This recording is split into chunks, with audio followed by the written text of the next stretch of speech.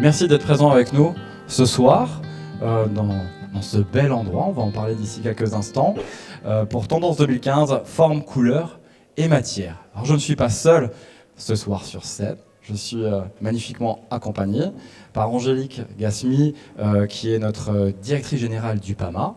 Et on est dans un bel endroit. Donc Angélique, première question, où on se trouve exactement? Très bien, merci Nicolas, merci à tout le monde. Le PAMA, Pôle Aménagement de la Maison en Alsace, c'est un groupement d'entreprises labellisé Grappe d'entreprise, créé depuis 5 ans maintenant, c'est notre anniversaire aujourd'hui, pour un objectif de rassembler tous les acteurs qui interviennent dans l'aménagement des espaces de vie, intérieurs mais aussi extérieurs, industriels mais experts, type architecte, designer, avec un objectif de développer des projets collaboratifs pour apporter l'innovation, le transfert de technologie et renforcer l'attractivité de nos entreprises, mais aussi de notre territoire. Donc on va attaquer notre première table ronde. Alors on a 3 experts ce soir. Notre première experte, on a Edith Wildy, architecte d'intérieur et directrice du magasin Fou du Roi. On peut l'applaudir bien fort. Bravo, bravo. Tu peux t'installer. Ah, tu as même droit à une petite musique. C'est très bien. On a Madame Lila Merabé, présidente de la commission Innovation, Recherche et Enseignement Supérieur, membre du Conseil régional d'Alsace. On peut l'applaudir bien fort. Merci d'être présente, Lila. On sourit. Vous pouvez vous installer. On va continuer avec nos experts. Il est où? Fred Riffel, designer. Merci d'être avec nous ce soir, intervenant auprès des industriels alsaciens, mais pas que. On en parlera tout à l'heure. Merci.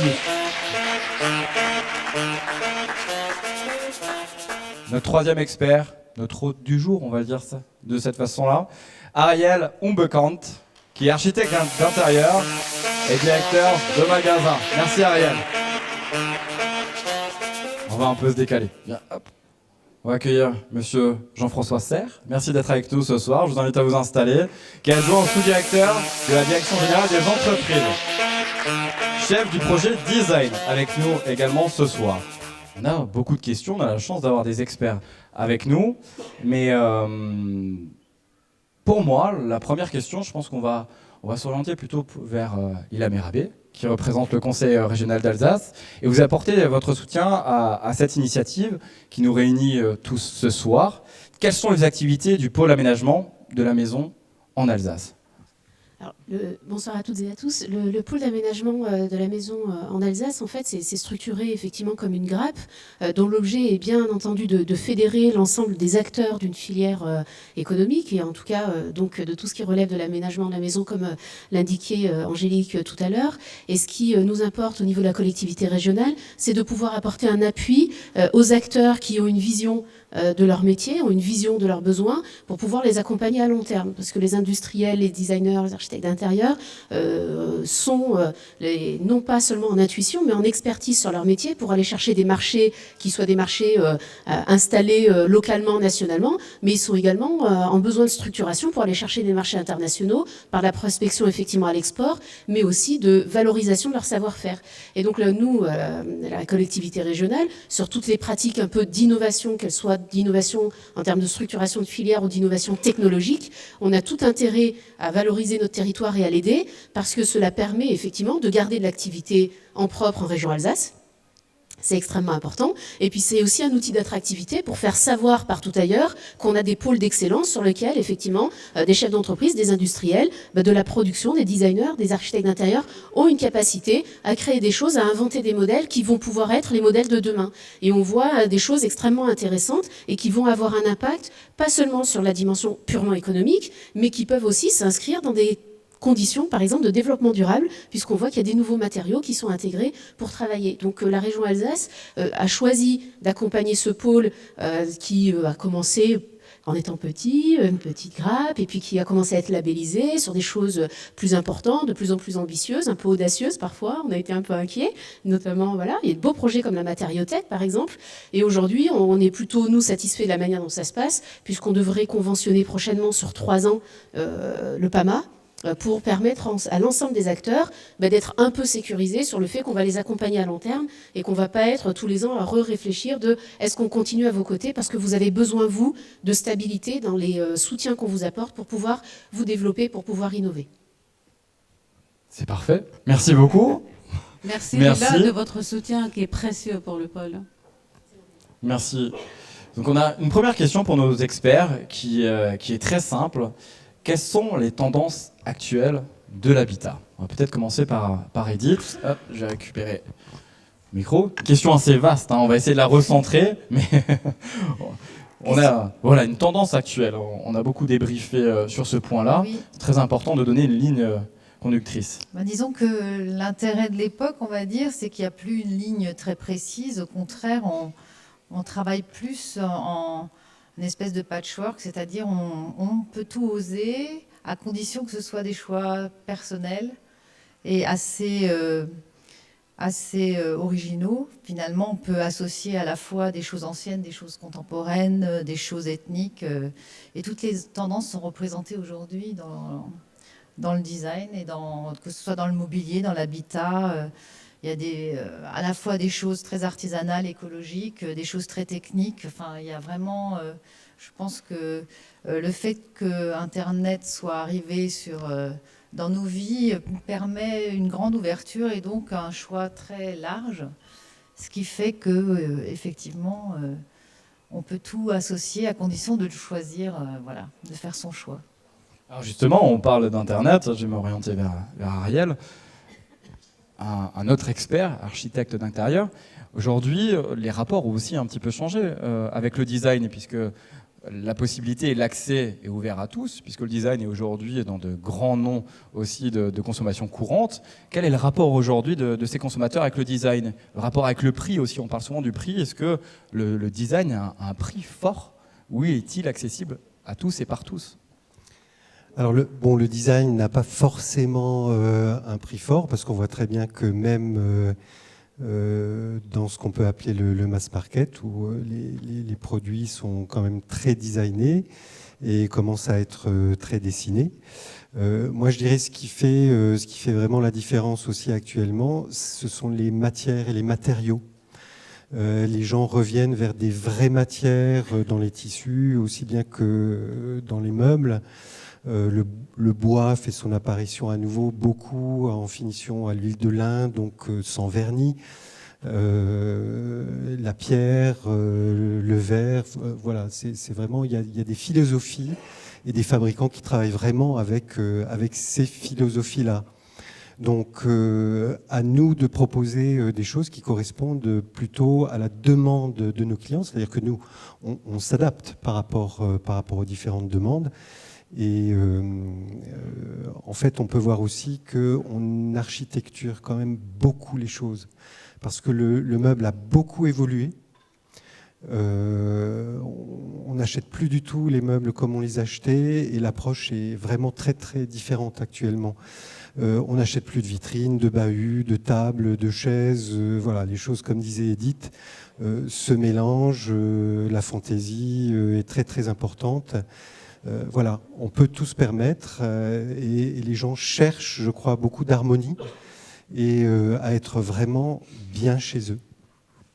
Edith, alors une question qui revient souvent et qui est un peu compliquée aussi, les objets du futur. À quoi ressembleront aujourd'hui nos objets du quotidien, du futur? Puisque la technologie est partout, on a la nouvelle génération qui est là juste derrière avec une demoiselle qui est déjà en train d'envoyer un texto. Merci de m'écouter, c'est gentil. Mais on voit aujourd'hui que les smartphones sont partout et c'est transgénérationnel. Comment et à quoi ressembleront ces objets de demain? Et comment seront designés ces objets de demain? Question difficile aussi, mais disons que je pense qu'il y a une part de fonctionnel, donc de technologie, d'appréciation de l'objet qu'on touche, qui va être de plus en plus miniaturisé, de plus en plus efficace, etc. Donc effectivement, la haute technologie va produire des objets de plus en plus intelligents, on va dire, probablement de plus en plus autonomes aussi. Après, il y a quand même une grande montée de l'artisanat. du fait main, tout ça, ça revient quand même très fort aussi. Donc je pense qu'il y a vraiment deux mondes qui vont s'associer et qui vont devoir vivre ensemble et qui commencent à bien vivre ensemble déjà. C'est-à-dire on peut autant aimer un tapis boucheroute qui est noué main par des berbères au Maroc et avoir un smartphone dans la poche, quoi. C'est pas incompatible, au contraire. Donc voilà, je pense que le côté multiculturel, on va dire, et même multigénérationnel. Aujourd'hui, il n'y a plus autant de ruptures entre les générations que les générations précédentes, où les gens n'écoutaient pas la même musique, n'avaient pas les mêmes objets, ne vivaient pas dans le même environnement, alors qu'aujourd'hui, c'est beaucoup plus mélangé tout ça, quoi. Voilà. Merci Edith. Alors, je vais reprendre un point que vous avez soulevé. On revient à la source. La source, c'est ce qu'on appelle le locavore. Donc, on consomme à moins de 100 km de chez soi. Ça, c'est pour se nourrir. Mais aujourd'hui, on a également besoin de se nourrir d'une façon industrielle aussi et artisanale, sur du meuble, par exemple. Ariel, comment on peut contrer cette concurrence? Alors, on a donné des grands noms aujourd'hui qui nous aident au quotidien à s'équiper, mais comment on peut les contrer? Nous, on a des artisans qui sont dans la salle. Quelle force on peut apporter supplémentaire justement pour contrer ces grandes marques?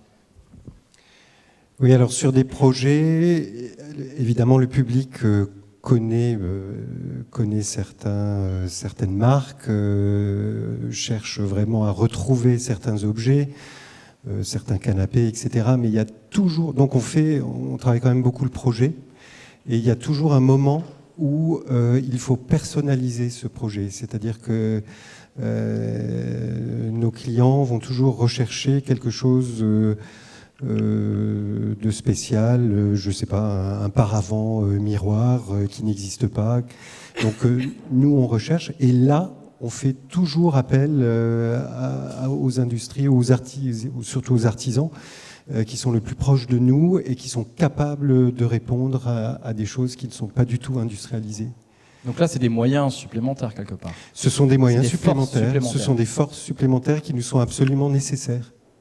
C'est vraiment nécessaire, je trouve, à l'évolution de notre travail. L'évolution de l'artisanat, et qu'on retrouvait d'ailleurs dans les années 20 et dans les années 30. L'architecte d'intérieur travaillait avec énormément d'artisans dans le sens le plus noble du terme, et arrivait à faire avancer justement chez les artisans le travail innovant. Enfin, voilà, l'association des deux, c'est-à-dire architecte d'intérieur et artisan, permet quand même de réfléchir sur des objets particuliers et sur l'évolution des choses. Donc le secret aussi pour nos artisans qui sont présents ce soir, c'est peut-être aussi de démarcher les prescripteurs comme les architectes, de renforcer toutes ces forces pour essayer de contrer. On parle souvent en Alsace, alors on ne va pas cibler un pays, mais on est frontalier, sur le thème de la cuisine. C'est vrai qu'on a beaucoup d'Alsaciens qui vont dans un autre pays acheter leur cuisine. C'est plus simple, c'est moins cher, et on peut l'établir de la façon dont on désire. C'est surtout très dommage. C'est sûr. Donc, est-ce qu'aujourd'hui, l'un des secrets, c'est de regrouper justement ces forces, mais aussi à nos artisans, de se dire, voilà, nous, on a des moyens, on a des forces, d'aller chercher aussi un petit peu les architectes locaux en disant, c'est peut-être pas forcément beaucoup plus cher de passer par moi, et il y a un savoir-faire qui est plutôt local. Oui, absolument. Il y a un savoir-faire local qui est extraordinaire. Moi, je travaille régulièrement avec donc des artisans, des ébénistes. Et moi, j'aime beaucoup ce relationnel-là. Et effectivement, tout est dans la question du design, du dessin. C'est-à-dire, c'est vraiment le dessin des choses, la façon d'envisager le projet qui va faire avancer l'artisan. Et c'est peut-être aussi cette rencontre-là qui permet de faire évoluer le designer, parce qu'en fait, le designer est confronté à des aspects tout à fait techniques qu'il ne maîtrise pas, et l'artisan qui peut lui répondre à des demandes de l'architecte d'intérieur et lui permettre lui aussi d'avancer dans son métier. Merci Ariel. Donc justement, on a notre directrice générale du PAMA qui est présente sur la table ronde. Là, on va parler même d'une chasse à la rigueur aux prescripteurs, puisque l'idée, c'est de faire évoluer la consommation aussi, mais la communication des artisans. Donc, c'est peut-être de se dire que si on établit un référencement qui est plutôt libre, est-ce que l'idée de tous se mettre autour, par exemple, bien sûr du PAMA ce soir, puisque c'est le sujet, est une force concrète? Peut-être Fred, sur cette réponse-là. De s'unir pour être beaucoup plus fort. Bon, on est plus fort à plusieurs que seul, hein. Les idées vont plus vite, évidemment. Ça me faisait penser à Meisenthal, en fait, aux boules de Noël, puisqu'on est dans la période. Et c'est vrai que Meisenthal, c'est pour parler du local. C'est l'idée de produire local et diffuser global. C'est vrai que c'est une super aventure qui a été, quand ils ont rallumé les fours il y a maintenant une quinzaine d'années, vous connaissez tous l'histoire des boules de Noël de Meisenthal. Chaque année, un designer, une nouvelle boule. Et c'est des boules maintenant qui s'exportent à l'international. Et on peut parler peut-être de la dernière boule de cette année qui est juste fantastique sur l'idée du design. Ouais, tu connais l'histoire de... Oui, enfin, voilà, je te laisse l'expliquer à l'Assemblée. Chaque année, il y a une histoire autour de la boule de Noël, et cette année, c'est le bruit des pas dans la neige qui génère une onde, et cette onde est retranscrite sur un logiciel qui va créer en fait la forme de la boule. Donc quand vous verrez la boule de Noël avec qui est en révolution, mais qui a des ondes plus ou moins larges, et c'est en fait ça retranscrit le bruit des pas dans la neige. Alors voilà, je voulais juste faire un aparté sur Meisenthal. Et donc sur la question... L'union fait la force. L'union, oui. Ouais. Avec le PAMA. Avec le PAMA. Bien sûr. Je sais pas si... on va passer plutôt Edith également et Ariel. Si Edith désirait répondre justement à cette question voilà, est-ce que l'un des secrets, c'est de se regrouper autour du PAMA pour unir les forces? Et surtout, je dirais qu'on a plusieurs entreprises qui ont du mal à se référencer auprès des prescripteurs. Comment Non, mais la communication est essentielle. Après, il faut que ce soit une réelle demande de leur part aussi. C'est-à-dire que c'est un échange, forcément. Ça ne va pas que dans un sens. Moi, je travaille avec beaucoup d'entreprises locales sur les projets que je mène. Et c'est très intéressant de travailler ensemble, d'avoir l'expertise de quelqu'un qui a un vrai savoir-faire et qui va aller dans le même sens que vous et peut-être même au-delà. Mais nous, on lui trace un chemin, lui, il essaye de le suivre. Et à ce moment-là, on en trouve un troisième qui réunit déjà nos deux intelligences, on va dire, qui permet d'aller des fois bien au-delà et de proposer un objet ou un meuble ou un environnement vraiment original. Et quand on travaille avec beaucoup d'éléments sur mesure, ce qui est quasiment incontournable aujourd'hui, on arrive à faire des choses extraordinaires et des pièces uniques qui, elles, peuvent donner lieu après, par la suite, à une série, etc., si elle est réfléchie, si elle est pensée, si elle peut se décliner. Et d'avoir déjà travaillé ensemble et d'avoir fait l'effort de ça, parce que c'est un effort à faire aussi, pas toujours faire ce qu'on sait faire, mais aller au-delà de ce qu'on sait faire et apprendre des choses nouvelles. C'est pour tout le monde la même chose. Pour pas s'ennuyer, il faut inventer. Pour inventer, il faut faire des essais, il faut recommencer, trouver, chercher. Voilà. Ariel, peut-être une idée justement sur, on l'a développé un tout petit peu tout à l'heure sur la dernière question. Oui. Moi, je crois que le réseau actuellement est indispensable. Déjà parce que nous, on est confrontés à des problématiques, donc il nous faut des réponses. Les artisans ou les gens avec qui on travaille justement sur les aspects, le spécial, savent nous répondre. Et il faut une rapidité. En fait, il faut vraiment qu'on puisse avoir des gens en face de nous qu'on connaît, avec qui on sait, on peut travailler, on sait qu'on peut compter sur eux. Ça, c'est extrêmement important. Et donc, on doit pouvoir répondre rapidement au projet parce qu'en fait, nos clients, ils attendent nos réponses. Et quand c'est trop long, ça ne marche pas. Le fil est détendu. Donc, ça pour moi, c'est extrêmement important. Très bien, merci en tout cas à vous trois pour vos réponses.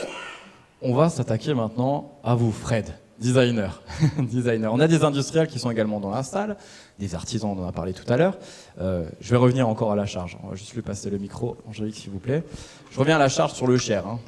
Vous avez remarqué que c'est une ligne de conduite que j'ai depuis le départ. Est-ce qu'un designer est forcément cher pour un industriel ou un artisan qui a une idée, il se dit, bah voilà, moi j'ai une conception super folle avec des matériaux très intéressants de bois pour faire un escalier, mais je ne sais pas comment faire, quoi faire.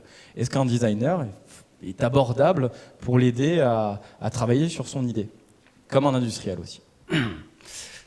Ça me rappelle une interview de Christophe Pillet, un designer français très connu, qui un jour à cette question a répondu un jour je suis pas cher et un jour je suis très cher, ça sera en fonction de mon client, ça sera un peu à la tête du client, on va dire.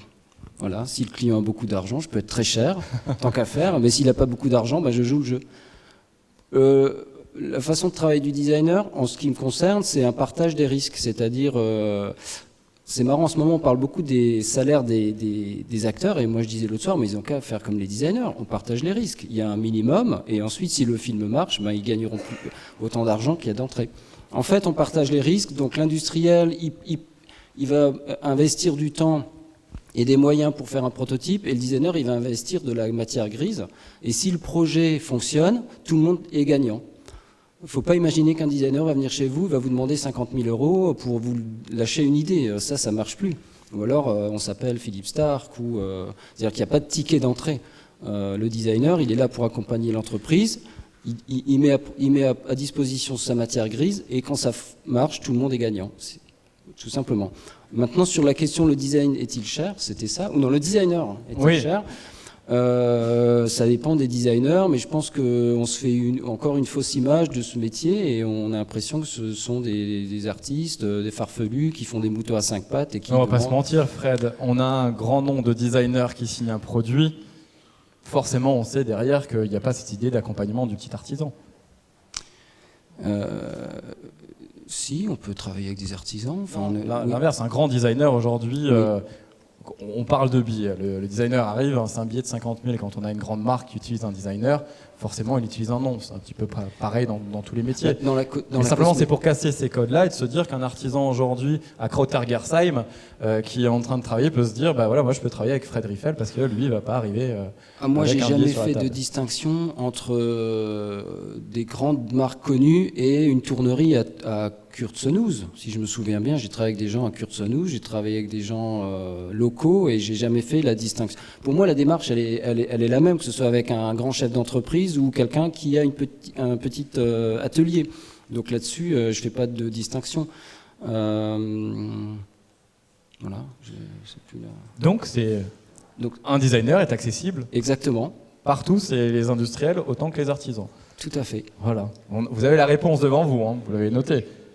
Et je pense qu'il y a beaucoup de designers qui sont locaux depuis un certain nombre d'années, beaucoup de designers issus, que ce soit de la IR ou de Le Corbusier ou de la faculté d'art appliqué. Beaucoup de designers décident de rester dans la région, parce qu'on a longtemps, on nous a souvent dit très longtemps que si on ne passait pas par Paris, on n'allait pas faire carrière, ce qui d'un certain point de vue est vrai. Ce qui n'est pas vrai en Allemagne ou dans d'autres pays, mais ce qui est vrai en France, parce qu'on est toujours centralisé, et donc on a une case Paris qui est obligatoire à un moment donné. Mais je peux vous assurer qu'en ce moment, il y a beaucoup de designers qui sont locaux, qui restent à Strasbourg, et qui commencent à... disons que les troupes grossissent, et ces jeunes designers n'attendent qu'une chose, c'est de travailler avec les industriels.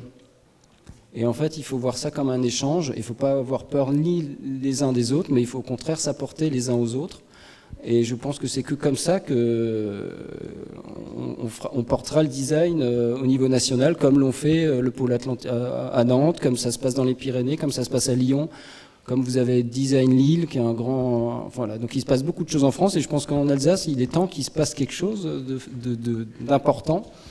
Voilà, et là peut-être que monsieur veut dire un mot.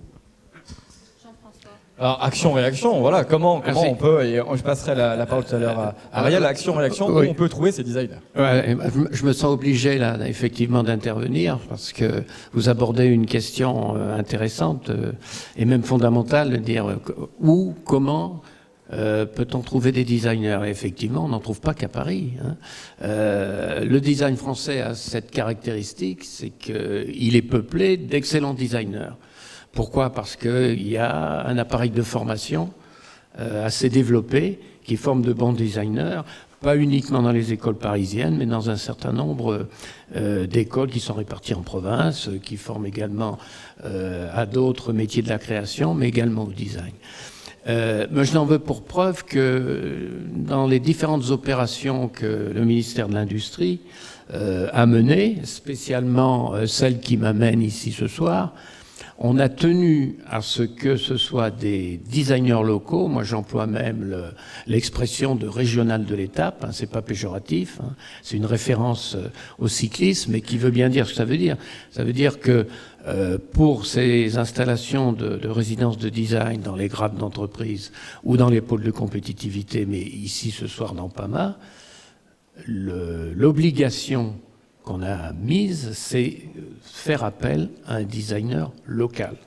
Je crois que c'est lui qui est le mieux placé effectivement pour connaître les spécificités de la région, pour connaître le tissu des entreprises avec lequel il va travailler, et puis finalement, c'est de favoriser la rencontre entre la demande et l'offre. Voilà ce que je voulais dire. Pour rebondir sur votre remarque très, très importante, et pour répondre également à la question de l'animateur.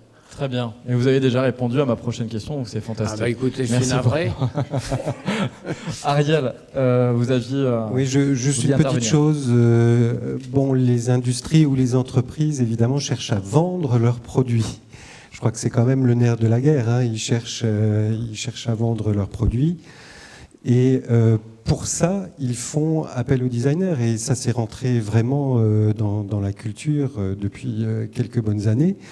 Et là, vous parliez de la cherté du designer, mais en fait, en fonction de sa notoriété, de son travail, de la façon dont il envisage le monde, eh ben, le produit va se vendre sans doute mieux et plus cher, par exemple.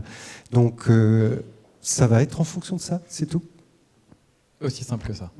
Je pense, oui. Mais c'est simple et non. Parce que après designer un produit, c'est pas simple. Quand on travaille pour une grande marque, il y a une histoire, il faut vraiment tenir compte de tout un passé et de comment cette entreprise veut se projeter dans le futur. C'est ça qui est extrêmement important. Comment nous nous projetons avec notre passé dans le futur. Et les designers nous aident à faire ça. Edith. Oui, je pense que ce qui est important par rapport à une structure existante qui a l'habitude de travailler en interne et faire les choses, le designer apporte un œil neuf. Lui, il n'est pas bridé par la technique, puisque la technique, c'est pas lui qui la possède, mais l'entreprise qui possède le savoir-faire. Mais le designer va provoquer des choses, va demander des choses, et en fonction des réponses, va poser d'autres questions qui ont peut-être jamais été soulevées, ont jamais été imaginées comme ça. Et c'est là que germent les idées, que germent les nouveaux produits, les nouveaux objets, les nouvelles formes.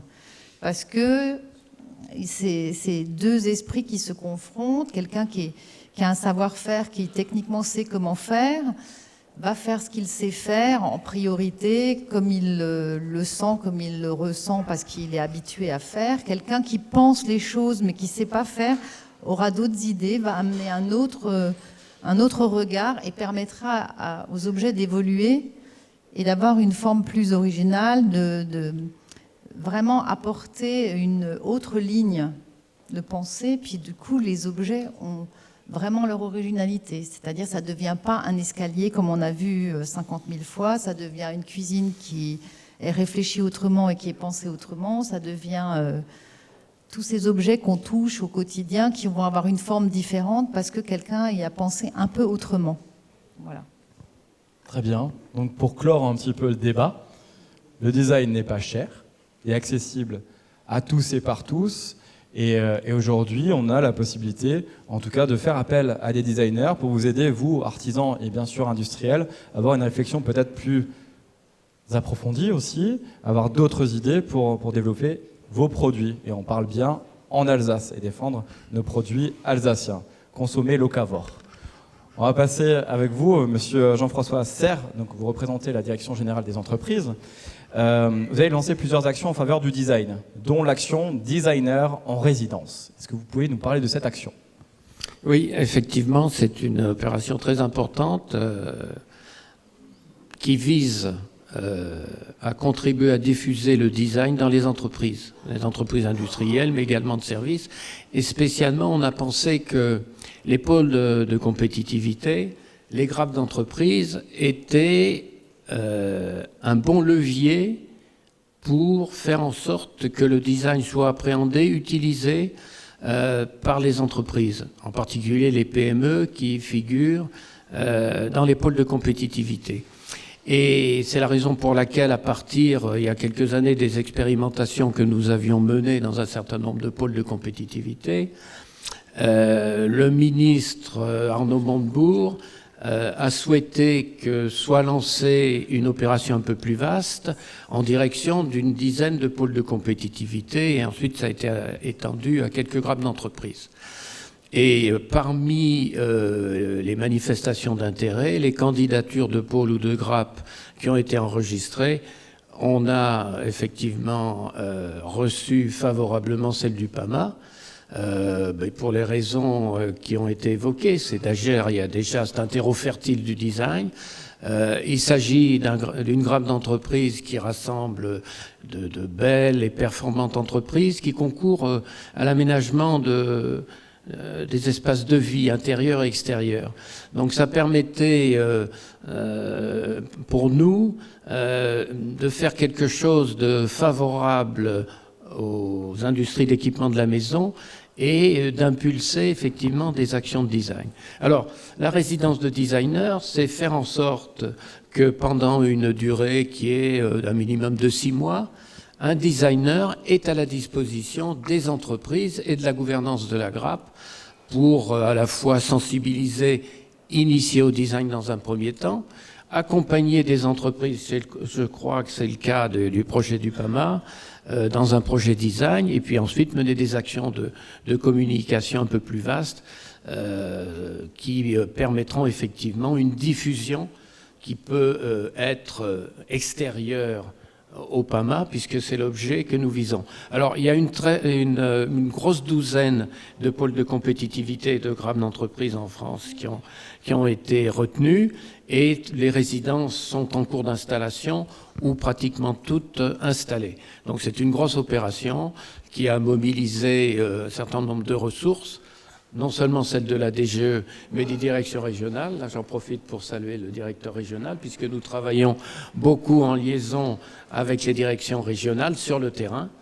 C'est indispensable. Nous travaillons avec tous les acteurs, et puis ensuite, c'est à eux de jouer.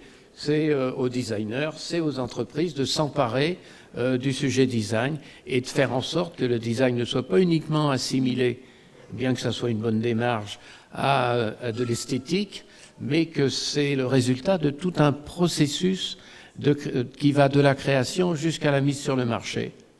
Je crois que c'est ça qui est fondamental aussi dans l'opération qu'on mène, c'est qu'il y a une sorte de pédagogie, de diffusion de ce qu'est le design et pas uniquement de la création. C'est un volet, effectivement, la création du design. C'est plus que ça. C'est une innovation, certes non technologique, mais c'est une innovation qui doit concourir effectivement à améliorer l'offre, en particulier de biens d'équipement, en direction des consommateurs. Très bien. Merci beaucoup en tout cas pour votre réponse.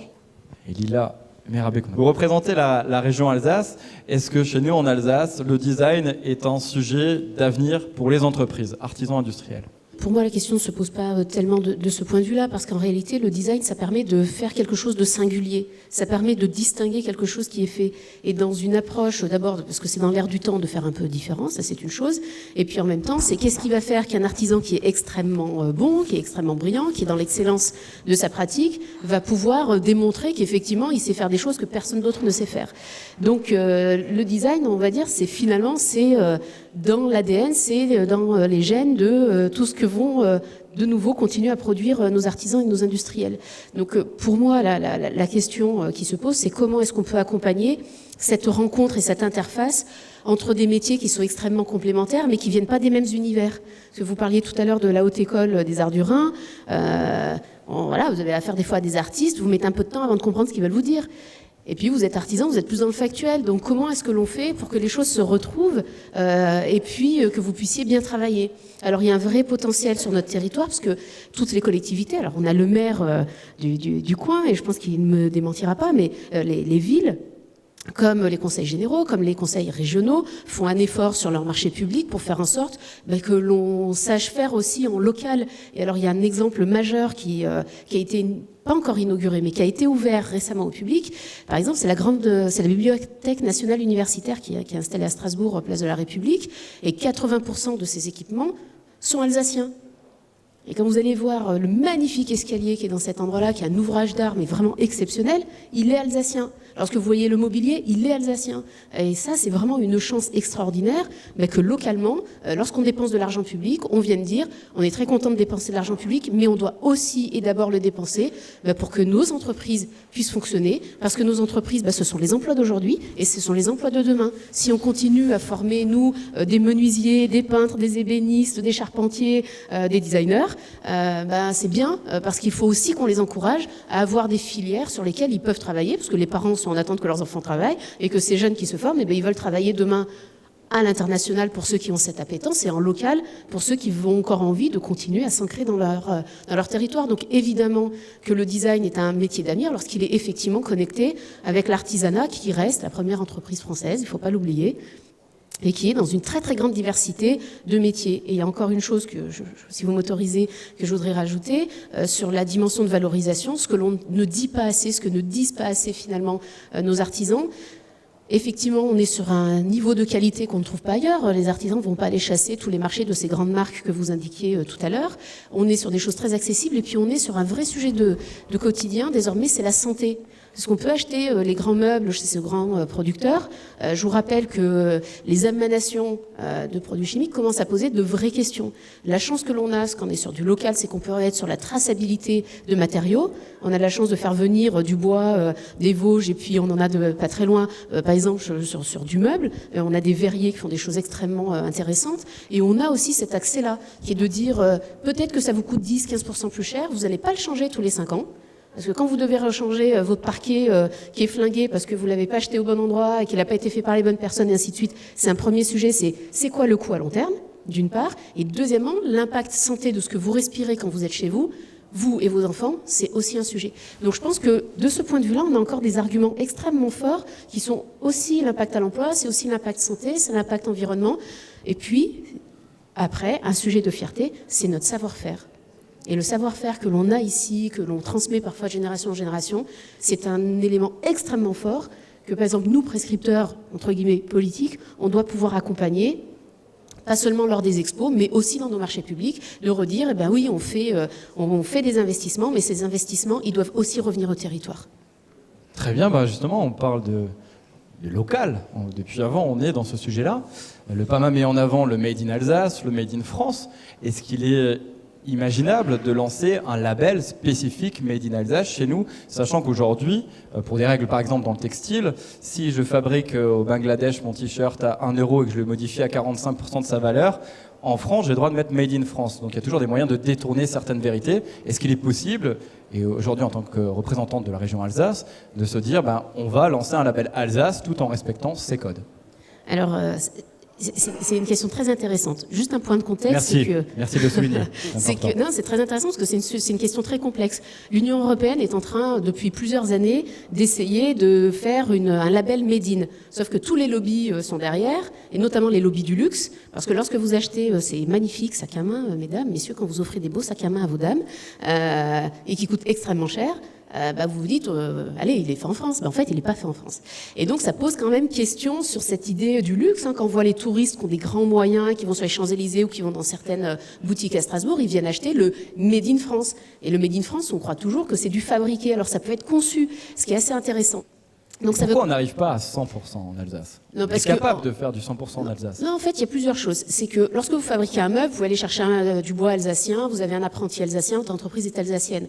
Mais vous avez aussi, quand vous cherchez de la visserie dans votre meuble, est-ce que vos vis, ils sont alsaciens? elles On sont a des alsaciennes. fabricants de vis en Oui, Alsace. mais en fait, je pense que moi, je suis pas sûre que ce soit une bonne carte à jouer parce qu'on est des exportateurs, des importateurs et on est les clients et les consommateurs, voilà, des uns et des autres. Donc, on a quand même besoin de faire attention à pas être sur une approche trop frontale, mais de dire qu'on a du savoir-faire alsacien extrêmement intéressant.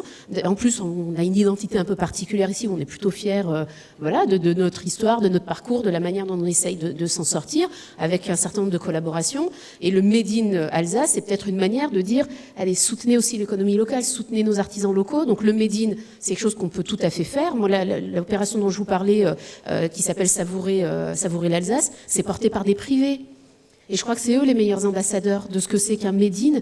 Et moi, je recommanderais plutôt que les politiques ne s'en mêlent pas, parce qu'on met pas toujours le curseur au bon endroit quand on est un peu trop nombreux autour de la table, que de dire ce que c'est que du Made in. Donc que nos artisans, nos industriels viennent nous dire ce que c'est que du Made in et qu'ils mettent en place des choses. Mais M. Choucroune en parlera bien mieux que moi et j'espère que je dis pas des choses contraires à ce qu'il pense. Voilà, je pense que c'est quelque chose d'intéressant et il y a une agence pour accompagner cela. Et c'est un peu vers ça qu'il faut que l'on aille, parce que on a plus envie d'acheter local, parce qu'on est un peu plus sûr et qu'on est un peu plus fier. Voilà, quand c'est effectivement accessible au grand public. Très bien, merci Leïla. Merci.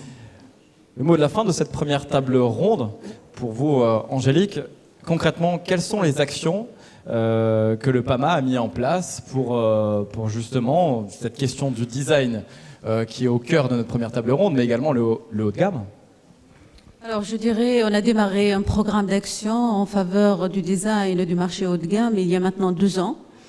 Avec une présence sur un salon professionnel Équipe Hôtel, où on a fait émerger de nouveaux projets ou de nouveaux produits. Après cette opération, on a décidé de créer ce showroom. C'est une suite de ce qu'on a engagé sur Équipe Hôtel. Ce showroom, c'est un lieu de rencontre, d'échange, qui permet effectivement à ces différents acteurs de se rencontrer, d'échanger les idées, de faire émerger de nouveaux projets. Je dirais c'est un lieu aussi qui permet une meilleure communication sur les innovations.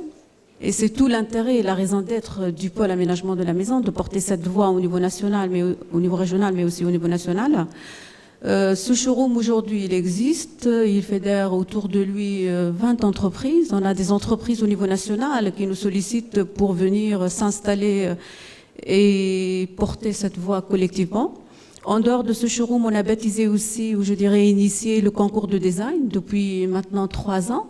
En 2012, on l'a porté avec Sybille de Margerie, une grande personnalité de Paris. Cette année, on a décidé de le porter avec des acteurs régionaux dans notre région. On a 3 universités qui portent ce projet, l'université de Strasbourg et 2 autres établissements.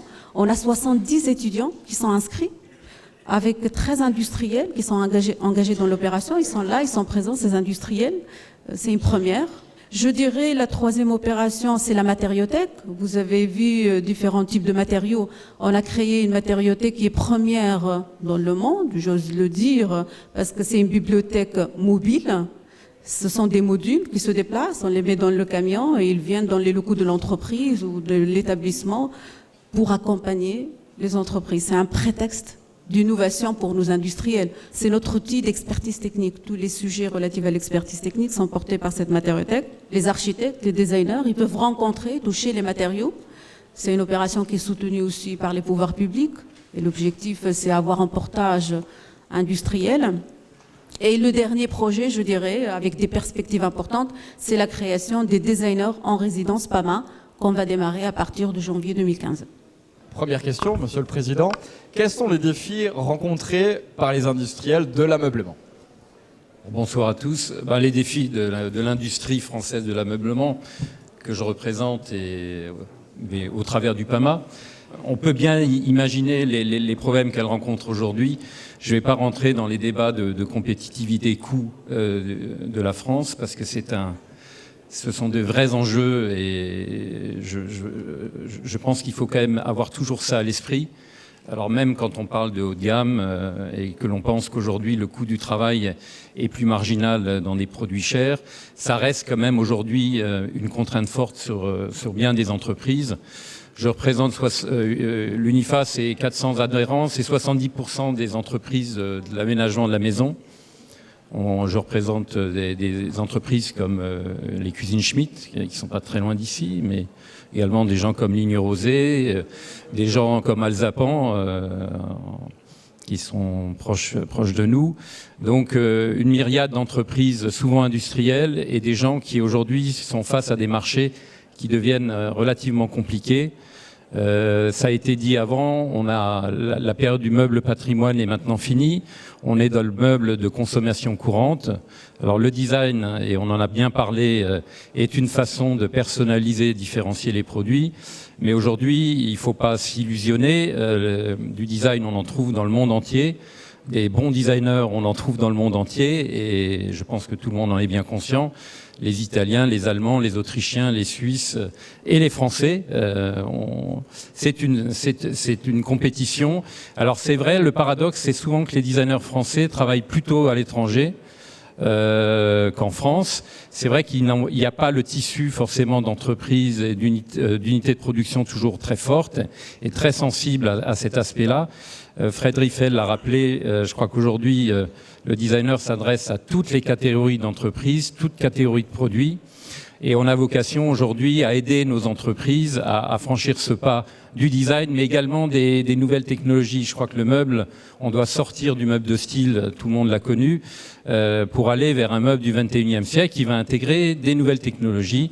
Et voilà, moi je me bats pour ça. Le PAMA est un bon exemple de ce que on peut faire en région. Maintenant, j'ai une vision un peu plus nationale. Ce qui se passe en Alsace se passe dans bien d'autres régions, ça a été dit. Et évidemment, il faut soutenir ces actions. Je remercie Jean-François Serre, la DGE, de nous avoir gratifié de son projet résidence InDesign. Je pense que ça, c'est une très bonne initiative. La région Alsace, on l'a vu, nous soutient énormément parce qu'il croit dans les sociétés de l'aménagement de la maison. Donc, on va pas s'en plaindre. Mais encore une fois, la route est encore longue dans un contexte quand même très difficile. Ariel l'a dit, aujourd'hui, il faut pas s'illusionner. Le client, il faut qu'il soit pris en main, accompagné. Mais à un moment, il faut transformer l'essai. Et si on lui dit que son meuble sera peut-être livré dans 2 ou 3 mois, ça marche plus trop ça. Hein. Je crois qu'aujourd'hui, il faut avoir une promesse commerciale parce que je dis toujours le principal concurrent aujourd'hui du meuble, c'est ça. Hein, ça a été dit. Et quand un jeune aujourd'hui achète pour 200 € de meubles au Bon Coin, parce que le Bon Coin aussi c'est un de nos sérieux concurrents, il n'hésitera pas à mettre 600 € dans son téléphone. Donc ça, il faut en avoir ça en tête. Voilà. Quelle est la réponse claire et concrète que l'UNIFA donne aux entreprises pour les soutenir dans ces projets ? Concrètement, quand on parle design, on a quelque chose que certainement les designers connaissent bien, c'est le VIA, c'est la valorisation de l'innovation dans l'ameublement. C'est un organisme aujourd'hui qui a porté depuis une trentaine d'années les designers et la création. Je sais que par exemple Fred Riffel avait bénéficié d'une carte blanche en son temps du VIA. Donc on aide beaucoup les designers à rencontrer les entreprises. Malheureusement, on s'aperçoit souvent que ça suffit pas forcément. Aujourd'hui, on essaye de trouver d'autres voies, d'amener effectivement les entreprises sur des terrains où peut-être effectivement la notion de local, de fabriquer en France, peut être une réponse complémentaire au design. Je pense surtout qu'il faut que les entreprises passe à la vitesse supérieure et l'usine 4.0, c'est ça l'avenir, c'est l'usine étendue, c'est l'usine qui est en capacité de travailler en amont et en aval et de ne pas forcément être centré sur ses savoir-faire et ses outils de production. Donc il faut être ouvert au monde et il faut être ouvert à la création et aux clients et écouter toujours ses clients, hein, parce que c'est toujours le client qui a raison. Hein, ça c'est une vieille règle dans le commerce. Alors justement, les industriels, comment concevaient-ils les meubles d'hier ? Parce qu'on a une idée à peu près. Aujourd'hui, on en a parlé tout à l'heure. Je dirais, il ne faut pas oublier que dans les années 70, et pour ceux, j'ai les cheveux blancs, mais je suis peut-être pas aussi vieux que ça, mais en 70, on attendait 6 mois son mobilier, hein, jusqu'à 6 mois, c'était l'heureuse période du formica et des matériaux nouveaux. Les gens étaient prêts à attendre beaucoup de temps pour avoir du meuble, parce que le meuble, c'était quelque chose qu'on transmettait de génération en génération. Aujourd'hui, le monde a changé, le meuble devient jetable.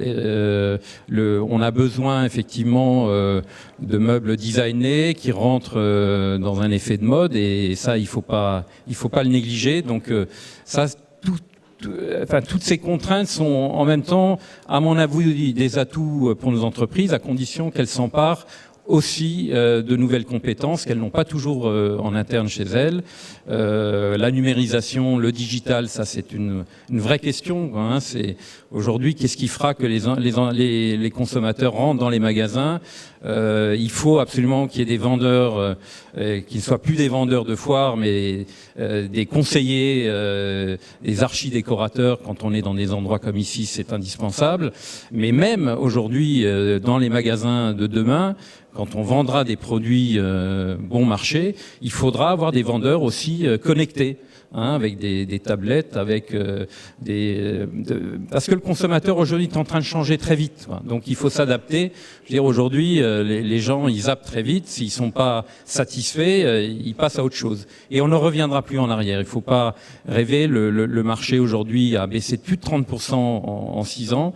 On ne reviendra pas sur les niveaux qu'on a pu connaître. Depuis 25 ans, le marché n'a pas évolué en France. On vend de plus en plus de meubles, paradoxalement, mais effectivement, ils coûtent de moins en moins cher. Donc, c'est une véritable révolution auquel il faut s'adapter. Mais il n'y a il n'y a pas de fatalité, quoi. Il faut changer de modèle. Voilà. Alors vous parlez justement de changement et d'adaptation, mais il y a une adaptation qui doit être aussi forte, c'est que nos lieux de vie, nos nouvelles constructions deviennent de plus en plus petits. Aujourd'hui, une chambre, c'est 9 mètres carrés en moyenne. Voilà, quel est votre point de vue là-dessus pour une évolution industrielle des meubles? Ça, ces contraintes spatiales, on les connaît bien, mais je crois qu'aujourd'hui, les bureaux d'études que l'on trouve de plus en plus, qui sont de plus en plus étoffés dans les entreprises, sont tout à fait en capacité d'adapter le mobilier à l'espace, de l'intégrer. C'est vrai qu'aujourd'hui, à mon avis, une des pistes, c'est aussi de travailler très en amont avec la construction et avec les archis. C'est-à-dire qu'aujourd'hui, les espaces de vie de demain seront des espaces beaucoup plus modulaires qu'ils ne sont aujourd'hui.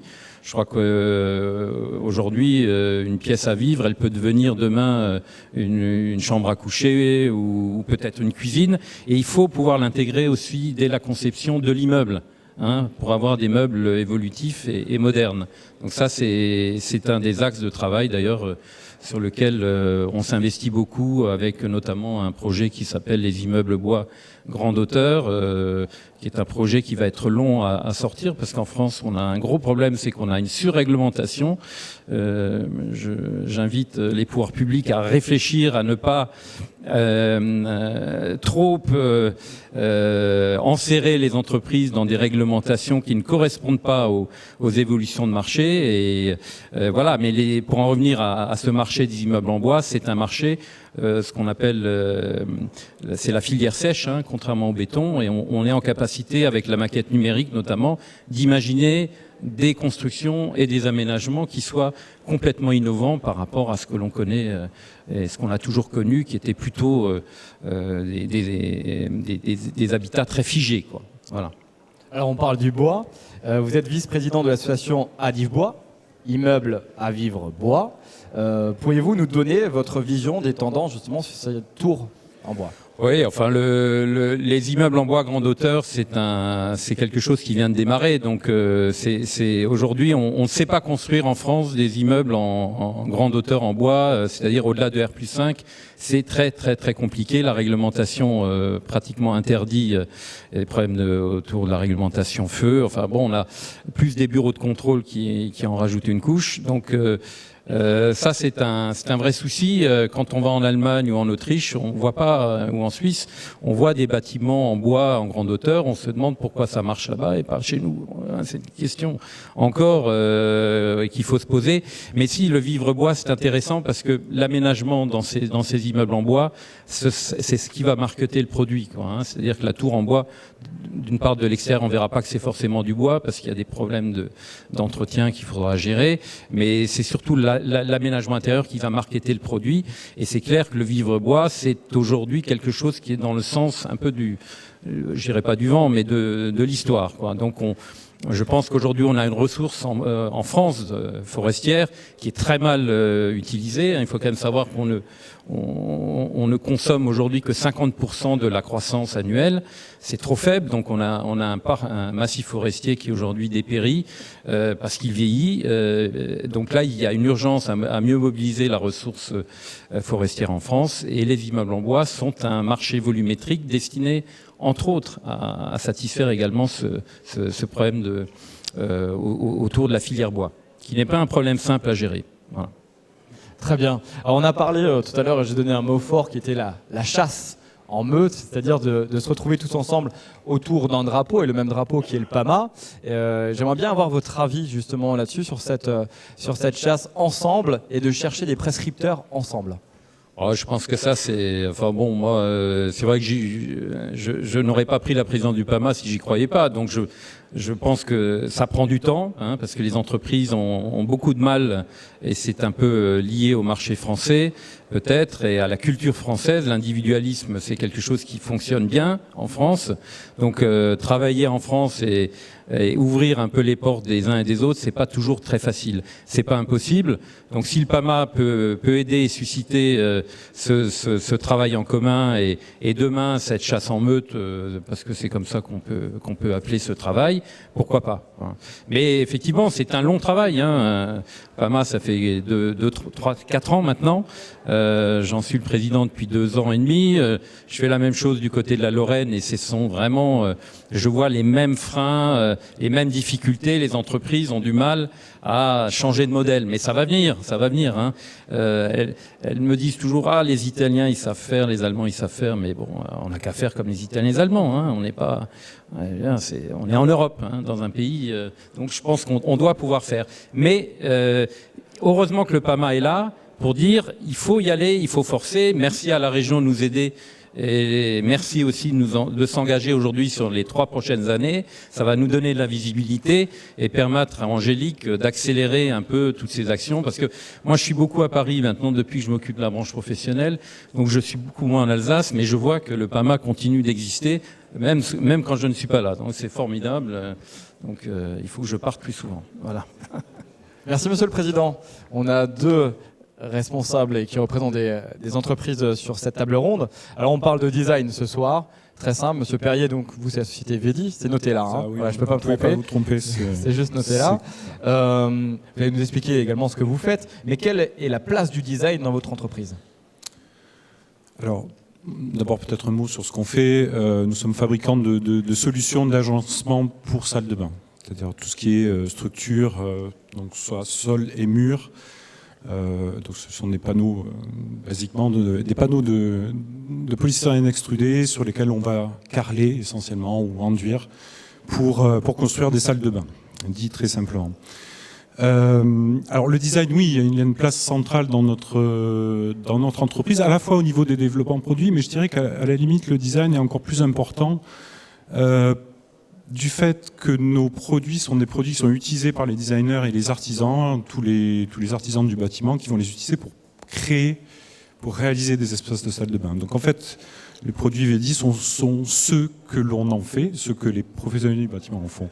Donc on a collaboré, on a quelques collaborations qui ont été réalisées en Europe et également outre-Atlantique avec nos panneaux. Voilà, quelques références d'hôtels haut de gamme, par-ci par-là. Je pense au Shangri-La à Paris, par exemple, qui est une de nos dernières réalisations. Donc oui, le design est fondamental pour notre société, du début jusqu'à la fin, j'ai envie de dire. Donc justement, Monsieur Perrier, on parle du haut de gamme. Le haut de gamme français a une place internationale. Est-ce qu'il a une place concrète en France ? J'ai envie de vous dire, probablement que les marchés haut de gamme sont beaucoup plus à l'étranger, beaucoup plus hors de nos frontières qu'en France. Je crois que le PAMA a d'ailleurs une mission à ce sujet, dont nous ne faisons pas partie, mais peu importe, une mission, me semble-t-il, à l'export, de porter des marques vers le grand export au niveau des pays du Moyen-Orient ou des choses comme ça. Je pense que quand on parle haut de gamme, ça se passe un petit peu en dehors de nos frontières, même s'il reste encore de belles réalisations. J'en veux pour preuve les palaces qui ont été faits dernièrement à Paris et qui doivent encore être faits. Voilà, mais là, je pense qu'il faut vraiment penser global. Mais on a également une clientèle dite haut de gamme, russe par exemple, qui s'installe dans le sud de la France avec des très belles réalisations aussi. Alors là, oui. Alors pour le coup, là, je peux en parler en connaissance de cause parce que nous réalisons beaucoup d'espaces wellness, de bien-être, de hammam notamment. Et il est vrai qu'on a une grande clientèle russe du côté en Savoie, Haute-Savoie, du côté de Courchevel et Megève. Alors ça, c'est vrai que c'est très concret et ce sont pour nous des projets, je dirais, quasi quotidiens. Donc là, oui, effectivement. Vous avez vu, on a une bonne réponse pour la France. Merci, on reste optimiste. Absolument. Il y a encore des choses qui se font. Il y a encore de belles choses. Même si il faut avouer que la clientèle russe, étant donné les derniers développements, bon, ça est en train de se tarir un petit peu. Mais peut-être d'autres clients arriveront, d'autres horizons. Il faut rester optimiste. Tout à fait.